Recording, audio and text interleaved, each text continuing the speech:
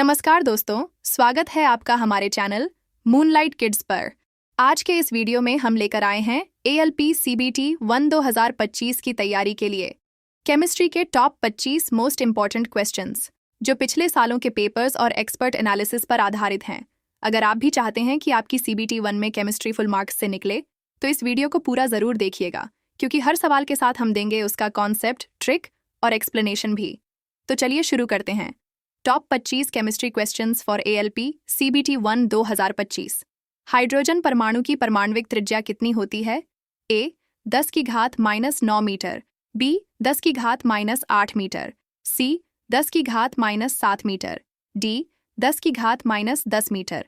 आपका सही जवाब हो जाएगा D 10 की घात -10 मीटर। चलते हैं दोस्तों, अगला प्रश्न देखते हैं। जल की स्थायी कठोरता को दूर करने के लिए किसका प्रयोग किया जाता है? A धावन सोडा, B विरंजक चूर्ण, C baking soda, D sodium hydroxide. आपका सही जवाब हो जाएगा A धावन सोडा। चलते हैं दोस्तों, अगला प्रश्न देखते हैं। किसी विलयन के कणों का साइज कितना होता है? A व्यास में 28 नैनोमीटर से छोटा, B व्यास में 1 नैनोमीटर से छोटा, C व्यास में 52 नैनोमीटर से छोटा, D व्यास में 100 नैनोमीटर से छोटा। आपका सही जवाब हो जाएगा B व्यास में 1 नैनोमीटर से छोटा। चलते हैं दोस्तों, अगला प्रश्न देखते हैं। किस प्रकार की रासायनिक अभिक्रिया में अभिकर्मकों के बीच आयनों का आदान प्रदान होता है? A संयोजन अभिक्रिया, B विस्थापन अभिक्रिया, C अपघटन अभिक्रिया, D द्विविस्थापन अभिक्रिया। आपका सही जवाब हो जाएगा D द्विविस्थापन अभिक्रिया। चलते हैं दोस्तों, अगला प्रश्न देखते हैं।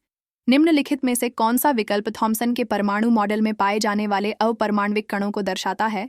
A केवल प्रोटॉन, B केवल इलेक्ट्रॉन, C इलेक्ट्रॉन और प्रोटॉन दोनों, D प्रोटॉन और न्यूट्रॉन दोनों। आपका सही जवाब हो जाएगा B केवल इलेक्ट्रॉन। चलते हैं दोस्तों, अगला प्रश्न देखते हैं। निम्नलिखित में से कौन सा कथन निलंबन के संबंध में सही है?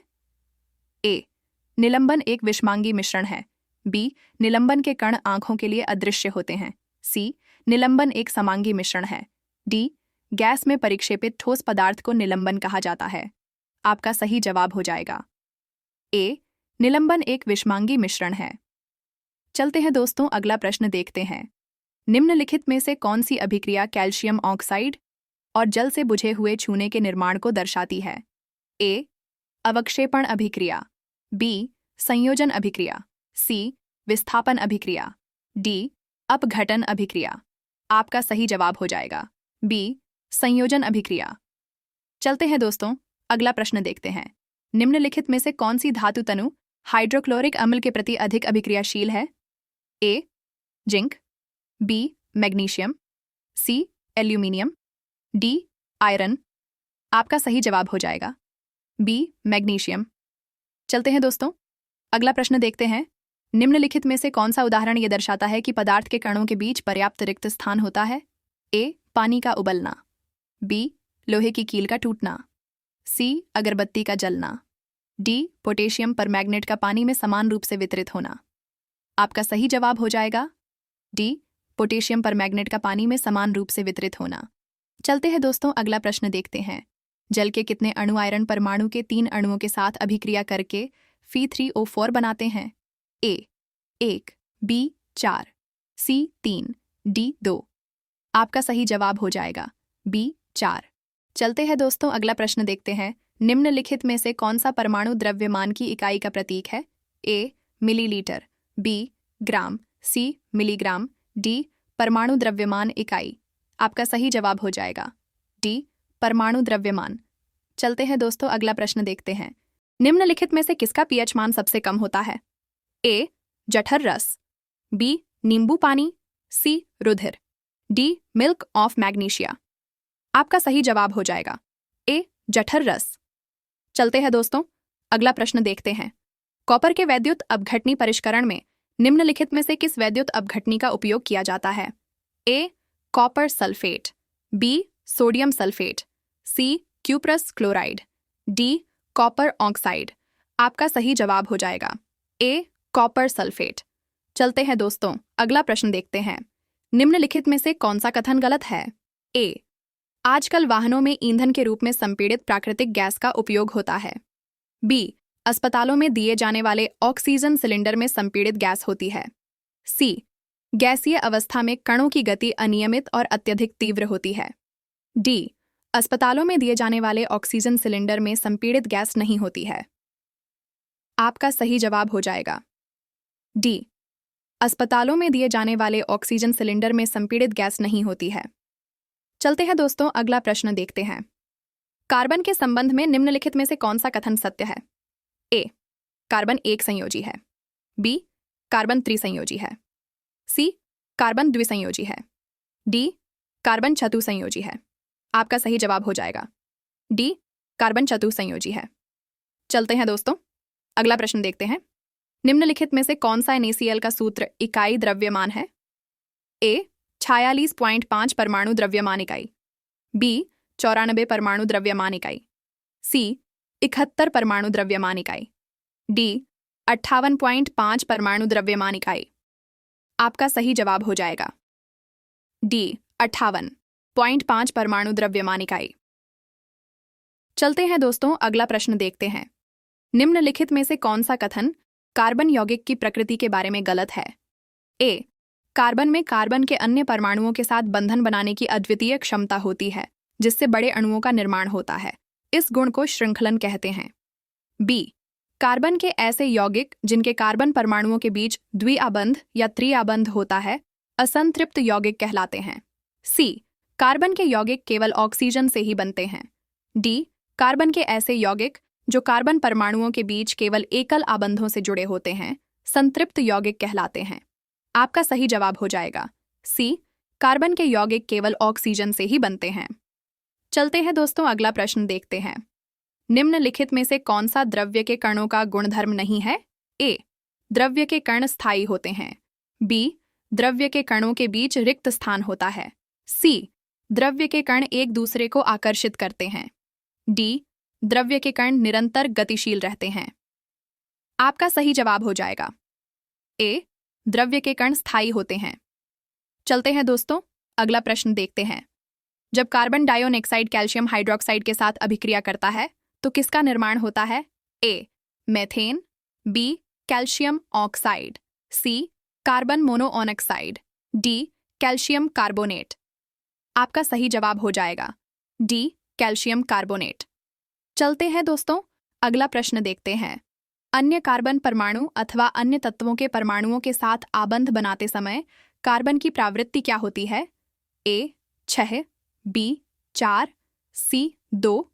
डी, 1। आपका सही जवाब हो जाएगा बी, 4। चलते हैं दोस्तों, अगला प्रश्न देखते हैं। स्टेनलेस स्टील प्राप्त करने के लिए लोहे में निम्नलिखित में से किस धातु को मिलाया जाता है? ए, निकेल और क्रोमियम। बी, निकेल और जिंक। सी, निकेल और टिन। डी, निकेल और कॉपर। आपका सही जवाब हो जाएगा ए, निकेल और क्रोमियम। चलते हैं दोस्तों, अगला प्रश्न देखते हैं। कैल्शियम कार्बोनेट और जल बनाने के लिए कैल्शियम हाइड्रोक्साइड के माध्यम से कौन सी गैस प्रवाहित की जाती है? A, helium gas. B, oxygen gas. C, hydrogen gas. D, carbon dioxide gas. आपका सही जवाब हो जाएगा डी, कार्बन डाइऑक्साइड गैस। चलते हैं दोस्तों, अगला प्रश्न देखते हैं। अपने सभी अपरूपों में कार्बन ऑक्सीजन में धन करके क्या देता है? ए, कार्बोनिक अम्ल। B, carbon monoxide. C, carbon dioxide. D, oxygen. आपका सही जवाब हो जाएगा सी, कार्बन डाइऑक्साइड। चलते हैं दोस्तों, अगला प्रश्न देखते हैं। कार्बन द्वारा निर्मित सबसे सरल यौगिक की पहचान कीजिए जिसका उपयोग व्यापक रूप से ईंधन के रूप में होता है। A, ethane. B, methyl. C, propane. D, methane. आपका सही जवाब हो जाएगा डी, मीथेन। चलते हैं दोस्तों, अगला प्रश्न देखते हैं। प्रश्न, कौन सा कथन गलत है? ए, जब वर्षा जल का pH 5.6 से अधिक हो तो उसे अम्लीय वर्षा कहते हैं। बी, जीवित प्राणी pH परिवर्तन की केवल एक संकीर्ण परास में ही जीवित रह सकते हैं। सी, जब वर्षा जल का pH 5.6 से कम हो तो उसे अम्लीय वर्षा कहते हैं। डी, जब मुंह का pH 5.5 से कम हो जाता है तो दांतों में सड़न शुरू हो जाती है। आपका सही जवाब हो जाएगा ए, जब वर्षा जल का pH 5.6 से अधिक हो तो उसे अम्लीय वर्षा कहते हैं। चलते हैं दोस्तों, अगला प्रश्न देखते हैं। निम्नलिखित में से कौन सी संख्या कैल्शियम के परमाणु द्रव्यमान को दर्शाती है? ए 16, बी 40, सी 14, डी 32। आपका सही जवाब हो जाएगा बी 40। चलते हैं दोस्तों, अगला प्रश्न देखते हैं। सभी द्रव और गैसें आट्याकोमाइट हैं। ए ठोस, बी अर्धचालक, सी विद्युतरोधी, डी द्रव्यमान। आपका सही जवाब हो जाएगा सी विद्युतरोधी। चलते हैं दोस्तों, अगला प्रश्न देखते हैं। निम्नलिखित में से कौन सा एल्किन का सामान्य सूत्र है? ए CnH2nB, C2NH2nC, CnHnD, CnH2n+1। आपका सही जवाब हो जाएगा ए CnH2n। चलते हैं दोस्तों, अगला प्रश्न देखते हैं। कार्बन की संयोजकता क्या है? ए 3, बी 4, सी 2, डी 6। आपका सही जवाब हो जाएगा बी 4। चलते हैं दोस्तों, अगला प्रश्न देखते हैं। निम्नलिखित में से कौन सा विकल्प द्रव्यों के गुणधर्म को नहीं दर्शाता है? ए द्रव्यों में बहाव होता है और इनका आकार बदलता है। बी द्रव्यों का आयतन निश्चित नहीं होता है। सी द्रव्यों का कोई निश्चित आकार नहीं होता है। डी द्रव जिस पात्र में रखे जाते हैं वे उसी का आकार ले लेते हैं। आपका सही जवाब हो जाएगा बी द्रवों का आयतन निश्चित नहीं होता है। चलते हैं दोस्तों, अगला प्रश्न देखते हैं। द्रव्यमान संरक्षण के नियम के अनुसार निम्नलिखित में से कौन सा कथन सही है? ए रासायनिक अभिक्रिया में द्रव्यमान सृजन किया जा सकता है। बी रासायनिक अभिक्रिया में द्रव्यमान का न तो सृजन किया जा सकता है और न ही विनाश किया जा सकता है। सी रासायनिक अभिक्रिया में द्रव्यमान का विनाश किया जा सकता है। डी रासायनिक अभिक्रिया में द्रव्यमान का सृजन तो किया जा सकता है लेकिन विनाश नहीं किया जा सकता है। आपका सही जवाब हो जाएगा पी रासायनिक अभिक्रिया में द्रव्यमान का न तो सृजन किया जा सकता है और न ही विनाश किया जा सकता है। चलते हैं दोस्तों, अगला प्रश्न देखते हैं। जल के अणु में हाइड्रोजन और ऑक्सीजन परमाणुओं के द्रव्यमान का अनुपात निम्नलिखित में से कौन सा है? ए 3:8, बी 1:2, सी 1:8, डी 1:4। आपका सही जवाब हो जाएगा सी 1:8। चलते हैं दोस्तों, अगला प्रश्न देखते हैं। निम्नलिखित में से किस धातु को चाकू से नहीं काटा जा सकता है? A lithium, B sodium, C potassium, D copper. आपका सही जवाब हो जाएगा डी कॉपर। चलते हैं दोस्तों, अगला प्रश्न देखते हैं। निम्नलिखित में से कौन सा विषमांगी मिश्रण का एक उदाहरण है? ए जल में घुला हुआ लवण, बी जल में घुला हुआ तेल, सी जल में घुला हुआ कॉपर सल्फेट का चूर्ण, डी जल में घुली हुई चीनी। आपका सही जवाब हो जाएगा डी सूत्रकणिका। चलते हैं दोस्तों, अगला प्रश्न देखते हैं। अम्ल और क्षार के बीच अभिक्रिया से कौन से उत्पाद बनता है? ए लवण और जल, बी केवल जल, सी लवण और हाइड्रोजन गैस, डी केवल लवण। आपका सही जवाब हो जाएगा ए लवण और जल। चलते हैं दोस्तों, अगला प्रश्न देखते हैं। What type of reaction takes place when a single reactant breaks down into simpler products? A. Decomposition, B. Displacement, C. Double displacement, D. Combination। आपका सही जवाब हो जाएगा A. Decomposition। चलते हैं दोस्तों, अगला प्रश्न देखते हैं। निम्नलिखित में से किसका प्रयोग पीने के जल को कीटाणुओं से मुक्त करने के लिए किया जाता है? A. विरंजक चूर्ण, B. Sodium hydroxide, C. Baking soda, D. धावन सोडा। आपका सही जवाब हो जाएगा ए विरंजक चूर्ण। चलते हैं दोस्तों, अगला प्रश्न देखते हैं। निम्नलिखित में से कौन सा कार्बन यौगिक अल्कोहल के रूप में वर्गीकृत है? ए प्रोपेनॉल, बी प्रोपेनेल, सी प्रोपेनोन, डी प्रोपेनोइक। आपका सही जवाब हो जाएगा ए प्रोपेनॉल। चलते हैं दोस्तों, अगला प्रश्न देखते हैं। निम्नलिखित में से कौन सा तत्व अधातु है? ए ब्रोमीन, बी सल्फर, सी क्लोरीन, डी फ्लोरीन। आपका सही जवाब हो जाएगा ए ब्रोमीन। चलते हैं दोस्तों, अगला प्रश्न देखते हैं। धातुओं के संबंध में निम्नलिखित में से कौन सा कथन गलत है? ए कुछ धातुओं को पीटकर पतली चादर बनाया जा सकता है, इस गुणधर्म को आघातवर्ध्यता कहा जाता है। बी सीसा और पारा तुलनात्मक रूप से ऊष्मा के सुचालक होते हैं। सी धातुओं को खींचकर पतले तारों का रूप दिया जाता है।